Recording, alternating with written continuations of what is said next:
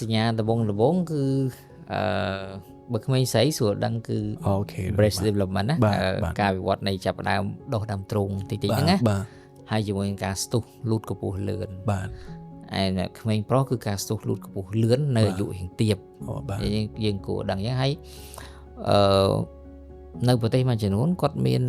គោលការណ៍ពិនិត្យសុខភាពមួយឆ្នាំម្ដងកុមារដែលជិតពេញវ័យហ្នឹងអញ្ចឹងគេកម្រមានជួបគ្រប់ការមុនអាយុដែលមិនបានជួយដោយសារ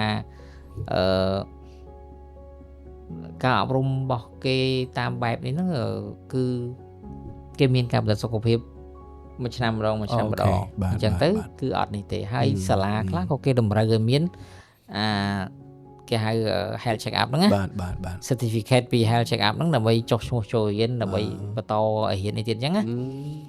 ប៉ុន្តែយើងនៅពេលដែលមិនទាន់មានអាហ្នឹងគឺតាមដានសញ្ញាដំបូងតកតងទៅនឹងការវិវត្តនៃដើមទ្រូងលឿនណាមានក្លិនខ្លួនអីចឹងទៅចាប់ផ្ដើមមានរោមលើប្រដាប់ភេទអីខ្លះបើក្មេងប្រុសបើគាត់ស្ទុះលឿននៅអាយុរៀងទៅតែដូចថាមិនទាន់9ឆ្នាំស្រួលផងចាប់ដើមស្ទុះលឿនហើយ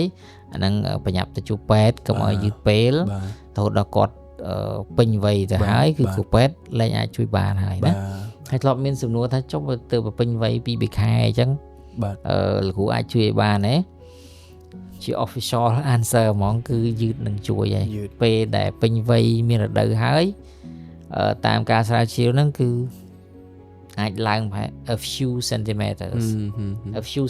ហើយថា2-3 centimeter អញ្ចឹងទាបខ្លាំងយឺតណាយឺតខ្លាំងហើយទាបបាទយឺតខ្លាំងគួរឲ្យស្ដាយហើយវាប៉ះពាល់ទាំងអារម្មណ៍ផ្លូវចិត្តរបស់គាត់ហើយនឹងមុខរបររបស់គាត់ទៅថ្ងៃមុខក៏ដូចគ្នាដែរ